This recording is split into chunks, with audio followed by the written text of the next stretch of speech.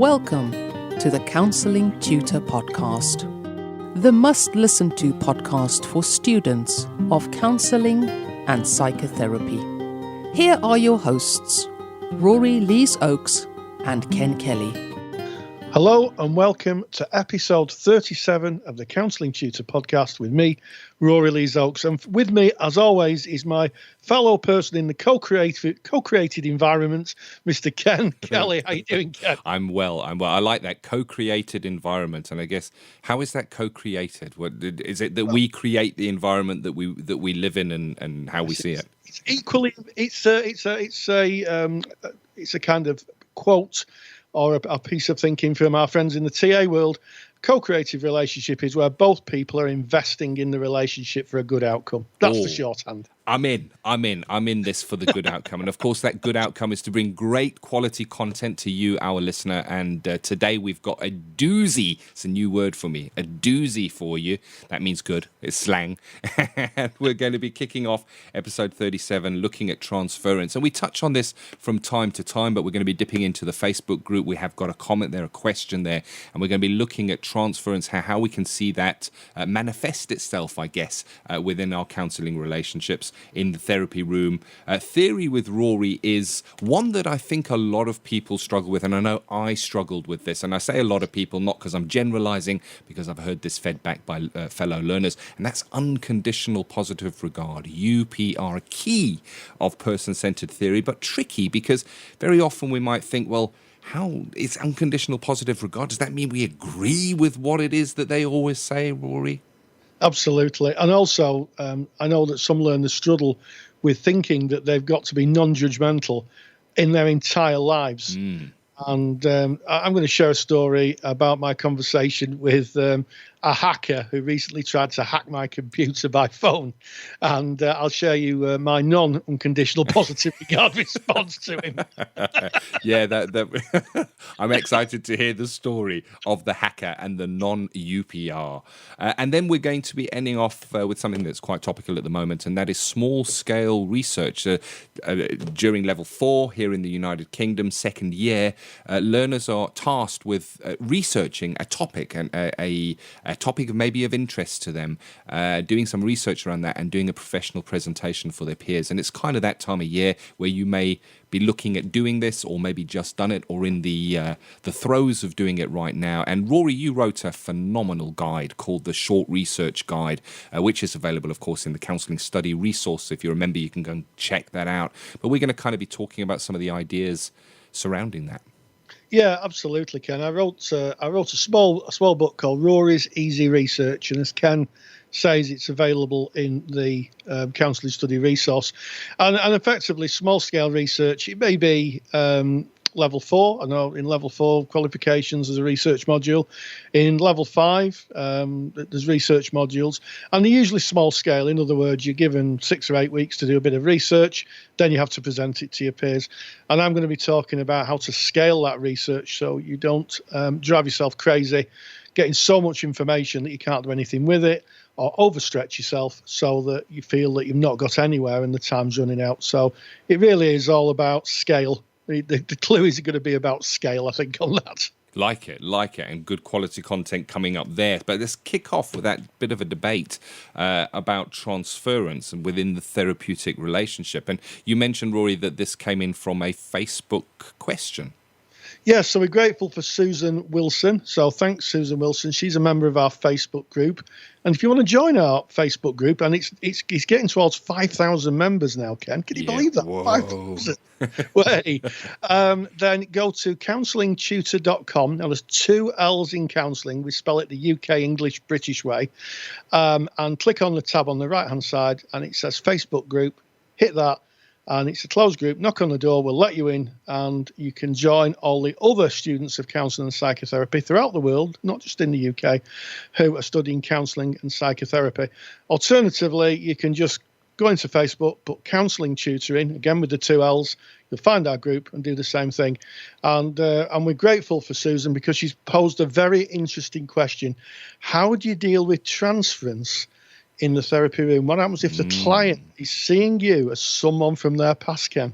Oh, Yes, and it's a really interesting topic. And the interesting thing, and it comes up again, transference comes up again and again and again. And here's what I know. If you're studying to be a counsellor, psychotherapist, or you're in practice, or you're going to be in practice, you're going to come across transference and countertransference. It's part of what we do. And it can sometimes be invisible. It can sometimes be a bit tricky to spot. So what might we look out for, Rory? How can you... Well, I guess first, let's define what it is. Well, transference is where you meet somebody new for the first time and you attribute to them issues or behaviours or fantasies what you've got from someone from the past. So how many times have we met someone for the first time and they've gone, oh, you look like my Uncle Albert? That's transference. Yeah. Now, on a very kind of surface level, that happens all the time. You look like that guy off the television. But the difficulty is that what happens is when we see someone and we think of someone from our past, we bring all those feelings, behaviours, and the whole history of that relationship into a new relationship. Yeah. And that's dangerous because we're not seeing the person for who they are. And countertransference is where that person then reacts as if it was that person in their past. So an example is you meet someone who looks like your school teacher. They're not your school teacher. The school teacher may be that you had a bad experience with. What happens is that then you start reacting like that child to the person. And it distorts the relationship. You're not seeing the person in front of you as a new person, independent of all the independent ideas they have.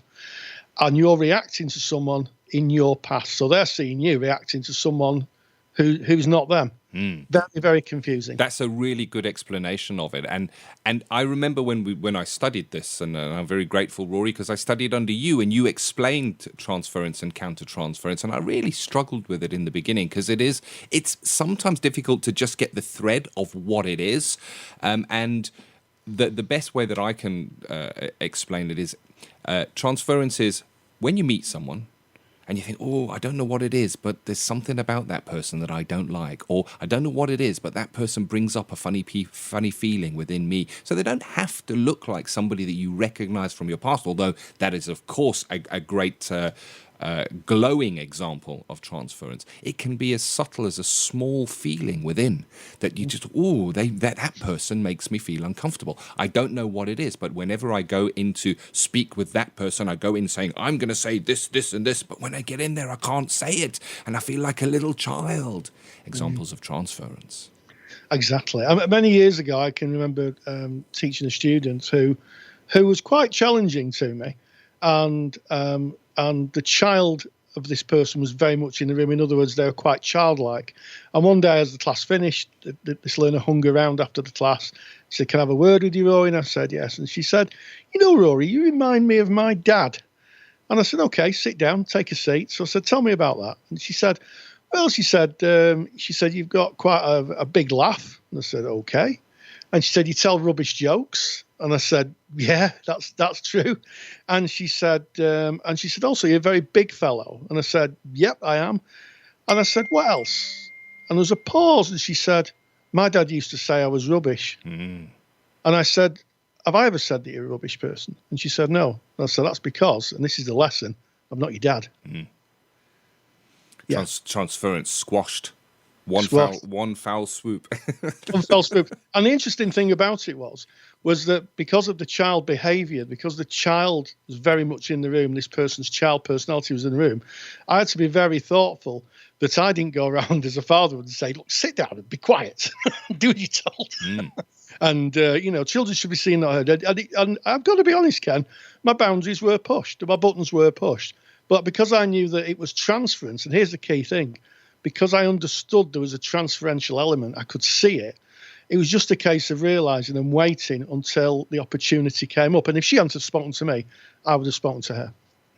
So you by understanding what transference was, you avoided the trap of countertransference, which is when we act inappropriately to the transference that they're projecting. So if you started saying those things, all children shouldn't, and playing the part of that parental figure, that's the countertransference. And when that becomes invisible within your therapy room and it is not seen by you or your client, it ceases to be therapy, because it is not you and that person there. It is those people from the past that are transacting, and it can't be a healthy therapeutic environment. And this is why a good supervisor will question you and examine your relationships with your clients and really look for that transference. So transference is, who are you, the counsellor, to that client? Who do they see you as? Do they see you as a father figure, a person in power, somebody from their past, one of those men? We all know what men are like. I'm saying that, of course, in inverted commas. How do they see you? Because that is where transference starts. It's the seed. Yeah. And in therapy, sometimes that becomes apparent when a client starts to act out in the therapy room, starts to, there's a term in our friends in the TA community, and it's universal. When the child personality of the client's in the room, where they're acting in a childish way, or maybe they may even start to talk to you as if you're more known to them than you really are. So they're being very familiar, and if I pick that up, I've seen this on a number of occasions through my career, and as you say, work with it through supervision. What I tend to do is just very gently say to the client, "Do I remind you of anybody?" Yes. And just wait. And you might not get an answer there and then. That's the key thing. And then the client might come back in a bit and go, "Well, actually, you remind me of my..." Yeah. And then you can say, "Well, I understand that, but I'm not your..." whatever it is, dad, ex-lover, teacher. Yeah. And so is that what you would suggest in how to work with transference, is to maybe ask, watch out for those telltale signs, I guess, those clues, and then maybe challenge the client on that. And when you get something out, when they say, "Actually, you do look a bit like my uncle, that whatever, that you can then put in, "I'm not your uncle." Yeah. I'm not that. And I think that one of the key ways of identifying if there's transference in the room is if your behaviour starts to alter, if you feel that you're becoming over-parental. Yeah. Or the other side of it is that if you're becoming very childish. Yeah. If all of a sudden you feel very giddy and childlike with your client, and you're not in an adult place, if it's not an adult-to-adult relationship, then almost certainly I would say that there's some transference going on. It happens all the time, transference, but it's when it becomes difficult to manage and the relationship becomes skewed. And I like that you put in there that it happened all the time, because empathy, I guess, is a form of transference, because we are seeing it through the eyes of that person. It's tricky. And I guess that there's some great resources. I'm just going to refer to them now. One is on the subject of erotic or eroticized transference. And you can hear more about that. Rory and I covered that in episode 21 of the Counselling Tutor Podcast. And then if you go right back to the early days, I think it's episode 3 of the Counselling Tutor Podcast, we did quite an in-depth look at transference and countertransference. So you can get more information of that. And of course, that's easy to find. You just go to counsellingtutor.com, click on the podcast tab. It's going to give you all our past podcasts. You can kind of just scroll through there. Yeah, absolutely. And the reason we keep coming back to transference is because it's something that happens a lot in the therapy room, and it happens at different times, and it's something that comes up time and time again in our Facebook page. The students on our Facebook page are mentioning it. Yep. Not all the time, but it's a recurring theme. Yeah, and I guess recurring in that it will come up again and again. Therefore, really good to refresh your memory on it from time to time, and to always be vigilant, to be on the lookout within your counselling relationship, because the counselling relationship kind of harbours, it encourages transference and countertransference because of the closeness of the relationship, I guess. And people may well relate that closeness to other relationships they've had where they were also close. And so it is the ground where it can live. interesting, and I think that this is a topic that needs to be discussed more. Please pop onto the Facebook page, get the thread going there. We want to hear your thoughts on transference. Have you ever felt it within a relationship that you had? And of course, remember, don't mention client stuff. We cannot have client stuff on the Facebook page. But if you have had any experience of transference or countertransference that you felt, you can maybe say it in a roundabout way without mentioning clients or their material. Absolutely.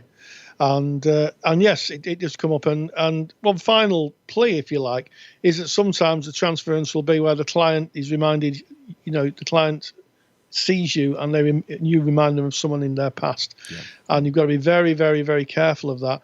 And the best way of dealing with it, as always, if you feel that there's some transferential stuff going on, or you're heading towards, as my good friend Bob Cook says, a transferential mire, which I always like that, where you both mire, you're completely stuck, is to take it to supervision. Agreed. Work through in supervision and have a clear idea when you come out of how you're going to work with the client. Just again, we keep on coming back to the importance of having supervision and a good supervisor and being able to take your material into supervision. It's what we do. It's reflective practitionership, I guess. Moving on from the transference, transferring over, see what I did there, Rory, to theory with Rory, and a topic that can be tricky. It's that unconditional positive regard. How can I look at all my clients without any form of judgment whatsoever? Is it possible to do that? Well, as I'm going to explore in the theory with Rory section, it is a big ask. And I think it's one of the things that students kind of struggle with. And also I think there's a kind of urban legend that person-centered therapists, or anybody who's a therapist, has to be non-judgmental in not only just in the therapy room, but in all their lives. And as I'll explain after the phone call I had a few weeks ago, sometimes you have to make a judgment, and it's the term judgment that gives us all the problems. And I'm going to be talking about that, and also I'm going to be giving a free handout on the website, just talking about 3 tips on UPR. Very simple, 3 tips on UPR. If you go down to our mother website where the podcasts are hosted, they're hosted on iTunes, but they're also hosted on our website at counsellingtutor.com. If you hit that episode 37, you'll see that you can download my 3 tips on UPR. Without any further ado, it's Theory with Rory. Counselling Theory with Rory Lees-Oakes. A few months ago, I received a phone call. The person on the other end of the phone said they were from Microsoft. They told me my computer had a virus, that they could get rid of it, and all I would need to do is give them access to the computer for a few minutes and they'd remove the virus. Now, I have a technical background, so luckily enough, I understood that the person on the other end of the phone was in fact a scammer. He was trying to get access to my computer so he could either lock it with a virus and charge me to unlock it, or maybe try and find bank details so he could rob my bank and steal from me. I have to say that I was quite angry at this, and I may have intimated to him that his parents weren't married. We'll leave it at that because this is a family podcast. I was angry, I was shaken, and if I'm honest, a little frightened. It's not every day that you talk to someone who is actively in the process of trying to steal from you. A few weeks later, I sat down and thought about this. Had I been judgmental? Absolutely. Had I offered any unconditional positive regard to the person on the other end of the phone? Not a drop. And it struck me that what I'd done was I had only seen that part of the person that I didn't like and acted on it. It then struck me that sometimes that can happen with clients. If we're not fully aware of what unconditional positive regard is, we may only value the parts of the client we like and completely dismiss or even judge the parts of the clients we don't. Carl Rogers came up with the idea of unconditional positive regard in the 1957 Journal of Psychology, and he called it the necessary and sufficient conditions. There were 6, and unconditional positive regard, he writes, to the extent that the therapist finds himself experiencing a warm acceptance of each aspect of the client's experience as being part of that client, he is experiencing unconditional positive regard. It means that there are no conditions of acceptance, no feeling of, I like you only for you and thus and so, it means a prizing of the person. It is at the opposite pole from the selective evaluating attitude. You are bad in these ways, good in those. It involves as much feeling of acceptance for the client's expression of negative, bad, painful, fearful, defensive, abnormal feelings as for his expression of good, positive, mature, confident social feelings, as much acceptance of ways in which he is inconsistent as ways of which he is consistent. It means caring for the client, but not in a possessive way or in such a way as simply to satisfy the therapist's own needs. It means a caring for the client as a separate person with permission to have his own feelings, his own experiences. Rogers goes on to describe one client who says, fostering my possession of my own experience, that is my experience, and that is what I actually am having, thinking what I think, feeling what I feel, wanting what I want, fearing what I fear, no ifs, no buts, or not really. This is a type of acceptance which is hypothesised as being necessary if personality changes to occur. It's a really big ask, and in fact, it's one that Rogers struggled with himself. There's a film of him being interviewed, and I'm going to put this on the Mother page at www.counsellingtutor.com. So just go to this episode and you'll see the video. And Rogers talks of his experience when he was in Rhodesia in South Africa under the apartheid regime. And he met and worked with a Rhodesian officer in the army, an army officer. And Rogers says, without any fear at all, he says, I wasn't sure that given my feelings about apartheid and the way, the army were treating the black population, that I could offer unconditional positive regard to this person. So it struck me that even Rogers thought it could be a big ask at sometimes. He went on to say that he tried his best, and the officer he was working with fed back to him that he felt accepted and felt that some change had occurred. So I thought to myself, well, even if Rogers has trouble with it, it allows therapists like ourselves to be human. So I've come up with 3 tips or observations that might be useful when you're working with a client who has really different views to you. The first one is, don't just accept the parts of the client you like. Part of us is being a mirror, reflecting back what the client's saying. And in person-centered therapy, what they're saying is all they're saying. So if they're saying things that are not nice or that you disagree with, homophobic, racist, that type of thing, that's their words, that's their experience, and we need to reflect that back. What we shouldn't do is try to audit them or correct them.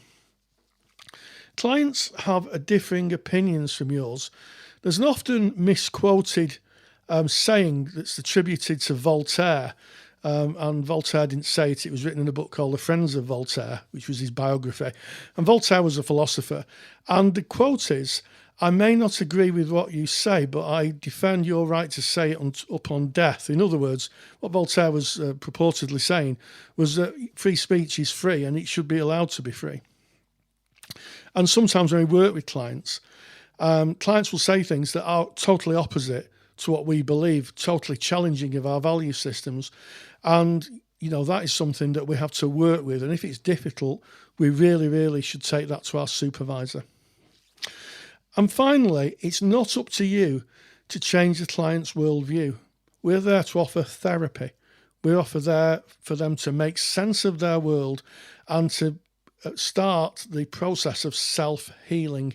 We're not there as what I would call agents of social control, to say to clients, that's wrong, that's the wrong thinking, this is the thinking you should be doing. You shouldn't be thinking like that. Because all that will happen is that clients will not be able to integrate into the relationship. So just reflecting on that podcast or this my little discussion, is it a big ask for therapists? I'd really be interested when this podcast goes live, if you give me your views in the Facebook feed. Is it difficult to offer unconditional positive regard to someone who's got really different views to you? And if so, how do you work with that?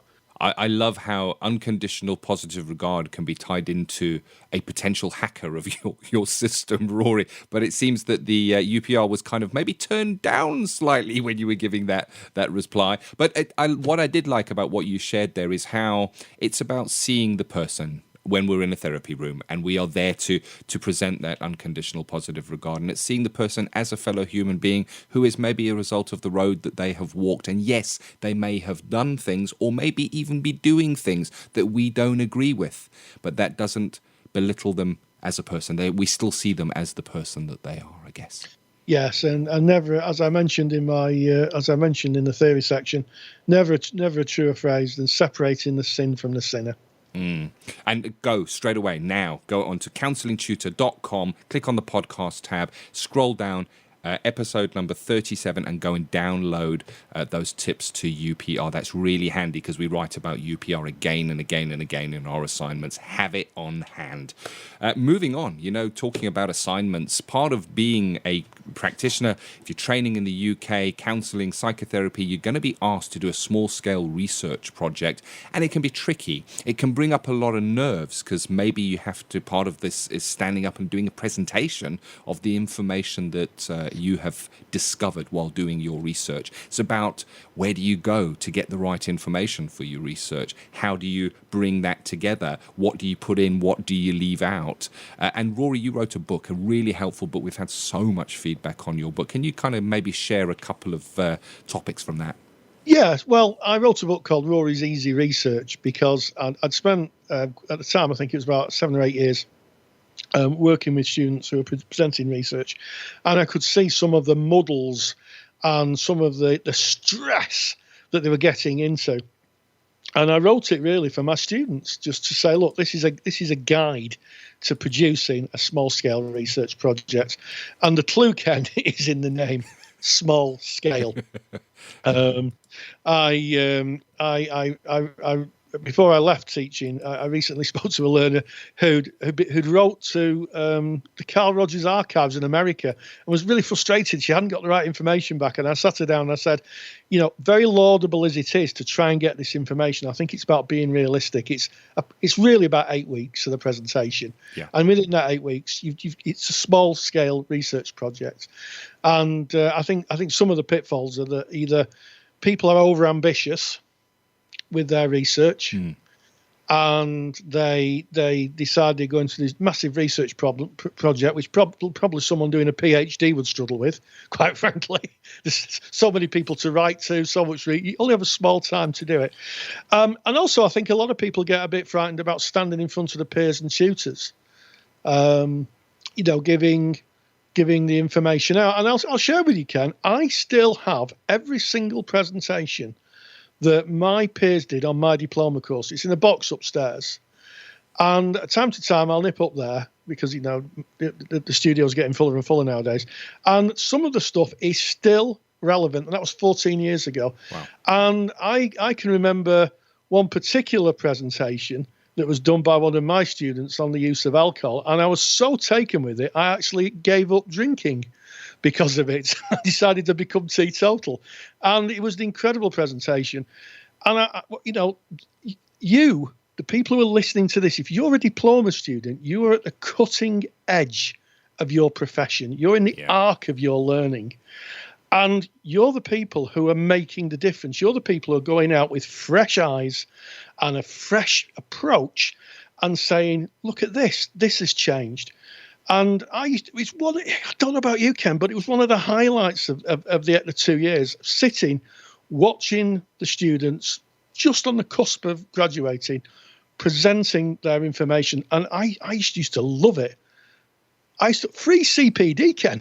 It is, definitely. And I remember watching my peers presenting and watching these presentations when I was a tutor myself. And there's so much learning in there. And you're right. And there's still bits that are with me in my practice today, bits that I found really, really interesting. I've just looked very recently at somebody's presentation that they've only just submitted, and they shared it on our group. It's available in the Counselling Tutor Facebook group, and that's on protection, on looking after ourselves, on as counsellors, and it's just so important. But it can bring up fear. It can bring up fear when it's what do I research? How do I research it? And one of the things that I really appreciate from your book is you speak about having smart targets. And I think that kind of defines it down, and it gives you a framework to work within. And speaking about smart targets, S is for specific, M is for measurable, A is for agreed, realistic, time-bound, and ethical and recorded. So you've got that, and I think we can make that available as well in this episode, just that smart target list, because it's really helpful when you're planning. It kind of gives you a framework or a guideline to work within. If you are a member of the Counselling Study Resource, you can download that straight away. Just click into the Counselling Study Resource dashboard on your right-hand side. Just go to the link that is in the right-hand menu, and it's called Research and Presentations, and you'll be able to find it there. But otherwise, we'll make it available if you're not a member of the CSR on this episode 37. Just go to counsellingtutor.com, podcast tab, episode 37. We'll make that downloadable. So 2 downloads in today's episode. Yeah, fantastic, Ken. Absolutely fantastic. And yeah, as far as research goes, it's well worth thinking before you start. Without a goal, you can't score. That's it. Simple as that. And, also I'd say if you're thinking of doing research, maybe you're in your first year, and maybe you're listening to this, you're thinking, next year I'm going to be asked to do some research, because the second years, at the time this podcast goes out, we'll already be doing it. Yeah. It might be worth thinking, what do I really care about? What interests me? And just start kind of having a bit of a think when you've got a couple of minutes. And I know a couple of minutes is a premium when you're studying counselling. It feels like you can't sleep sometimes. But just think about what really interests me. Start taking a few jottings, maybe get a jotter and just jot a few things down. And it's amazing what you can find. And, what I would say as we kind of come to the end of this section is you don't have to be an academic to be a researcher. A lot of people think researchers wear kind of tweed jackets with leather armbands on. And I've got the picture in my head here, Rory. I can see this person. This is transference, isn't it? This is what you were talking about. Wear mortarboards and smoke pipes and maybe talking a slightly contrived Oxford accent, which, if you have an Oxford accent and you're listening, there's nothing wrong with that. It's the contrived I have the difficulty with. Yes. And you don't have to be. Research is simply looking at what someone else has written and then going out and finding out for yourself. Yes. And does your findings match that person's? And if that's the case, then, okay, so you've proved what was written is right. But if it's wrong, or if it's different, then the next question you need to ask yourself is, where next? Where next? And I love that, because what you're basically saying there, and you've said this before, and I absolutely love it, is that the best questions don't lead to good answers. They just lead to better questions. You do. That's what research is about. And you're speaking there, there's 2 different kinds of research, and there's primary research and secondary research. Yes. And my understanding is that primary research is something that you undertake to find out yourself. But secondary research is reading what somebody else has maybe done and looking at how that fits into what you're studying as well. Absolutely. So you find out what people already know, and then you then go out and you then research and see if your research matches up with what's already in the public domain, or is it different? It's as simple as that. And I think one of the things to really get a handle on is that our profession is based on us looking for the change. It's not stuck in the 1950s or the 1960s. Research is a living, breathing heart of our profession. Yeah. We don't just sit there and say, well, that's how it's always been, so it must be that way. Research is the oxygen of counselling, because our clients deserve to have, the very best attention. And if we can do that by something we found in research, then we're in the service of the clients always. Agreed. And then what an exciting time if you've got a research project coming up. What are the topics that interest you? Why not pop onto the Facebook group and share some ideas, maybe get some feedback, maybe get some resource links from fellow peers. I'd certainly love to read about what you're interested in. And research links are a whole topic on their own, aren't they? Don't go to Wikipedia for your research information. No. Make sure you're going to a pure source. And again, I can't speak about this topic without mentioning Rory's research guide, because that contains a whole pile of links. It contains information on the presentation itself and how you can present that, secondary research, primary research, ways of working checklists, research foundations, effective research presentations. It's all there. So if you are a member of the Counselling Study Resource, just log in, right-hand side, click on that link and go and have a look at that. I think there's about 120 links to authority websites. I spent the whole of the summer holidays putting it together, because at the time our college didn't have access to Athens, which is an academic database. So I made a PDF file with 120 links, alphabetical, so whatever you're researching, and even split it to adults and children. And you can just go in and you go to the websites, which are authority websites, which carry the research. So you could just search through it and find information. So there we go, click through. Rory's Easy Research. Like it indeed. What an episode. Episode 37 of the Counselling Tutor Podcast started off by speaking about an old friend, transference, and bordering on countertransference, having a look at that into theory with Rory with unconditional positive regards, the challenges that brings up, and how when your computer is hacked, UPR gets turned off. And of course, we ended off with speaking about research, small research projects for counsellors, psychotherapists, maybe at level 4 in the UK. Wow, what an episode, full of value. Indeed. And if you're listening out there, as always, stay grounded and stay safe. Take care. Thank you for listening to the Counselling Tutor Podcast. Find the show notes for this episode on our website at www.counsellingtutor.com.